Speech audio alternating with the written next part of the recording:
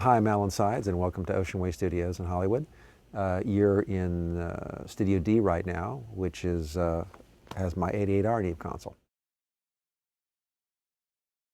Early on, I did a lot of R&B and pop and funk kind of stuff, but I also had a chance to record, Ella Fitzgerald and Sarah Vaughan and Count Basie and Duke Ellington and Sinatra, and that was sort of fun for what that was. And then later on, I did a lot of movies. I recorded some movies with John Williams and Jerry Goldsmith, and I did movies at Fox, a lot of movies. And then I did a lot of alternative rock with Rob Cavallo was producer, so I did a lot of stuff with, I did Goo Goo Dolls' Iris, I did Alanis Morissette's Uninvited, and a lot of that, a lot of rock and roll stuff. And worked a little bit with Green Day. And but then, as an engineer, I've always sort of been, I have all these studios, so I've always kind of been friends with all the engineers, friends with the producers, and sometimes maybe I'll come in and help get sounds for this or sounds for that. And that's always been kind of like another thing that I do that's a lot of fun. And we always have done a thing where we do studios in houses for people. We did a lot of studios for Rick Rubin, for Chili Peppers and various other bands, where we would go and set up a whole house, equip it all, put cameras in, make the rooms acoustically good, set the whole thing up so they can, like it's Ocean Way to go. So we still do that. I did one for, I did a lot of interesting ones, may I say. Well, actually, we did one for Radiohead, too. With the last album, we did a whole studio for them up in the Hollywood Hills. Wow. We did Hail to the Thief here. And Nigel Goodrich, who's the producer, has been a fantastic Ocean Way client, because he did the Beck records before that. I mean, we did, we've done all the Green Day records from the first one here, including America's American Idiot. And our place is kind of unusual because one day it's Andre Previn, the next day it's 50 Cent. Or Dr. Dre or Eminem, or, and we did all the Michael Jackson records. So Michael was a phenomenal client. Quincy Jones was a fantastic client. We did I Will Always Love You. Whitney Houston was done here. Unforgettable with Natalie Cole. I'm All Right with Kenny Loggins for Caddyshack. It's a interesting mix of music. Always has been.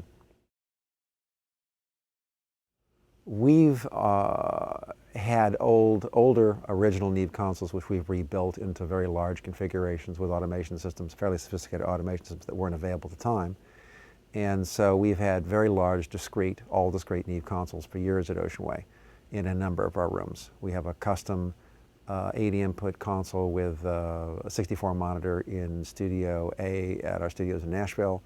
Our studios in St. Bart's have an 8088 custom 8068 in our studio there. Studio B at Ocean Way here has a 68 input custom 8088 discrete Neve as well. And then we have in Studio D here our 88R, which is an 84 input 88R Neve console. One of the best things about 88R is just that it is so open and airy. In other words, when I bring up something, it's funny, I can say this too, because I used to have a really high-end digital console set up not that long ago, and I had done mixes at 48 kilohertz on this console. I thought it sounded great.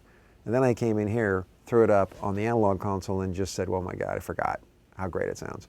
And so, generally speaking, I really like to mix, we're all recording on Pro Tools, at obviously the highest sampling rate I can. If I can, I record at 192, but I love mixing an analog, and I love mixing an analog console, because I can repaint the picture with an analog console. It's so difficult to do digitally. I have the digital equalizers, although I use them for subtle things, generally it's a pain in the ass, if I can put it that way. I just much prefer analog. We do use the automation, and it's, this is a very simple moving fader system. It works great. It's easy to use, and that's the main thing, is that it's really functionally, and of course the fact that the small fader is also automated is a great feature for this. Because this console is really, it's not an 84 input console, but it's a 160 input console, based on having the double moving faders. We use the automation maybe a little bit less than we used to, because Pro Tools does allow us to do a lot of things. But what I do find is that if I'm making major level changes on something, be it a guitar solo or a piano solo or strings, if I have to push the level up too far in Pro Tools, it degrades the sound.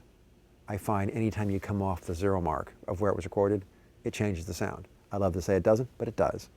And so if I'm making major rides, I prefer to do it in the analog domain than digitally.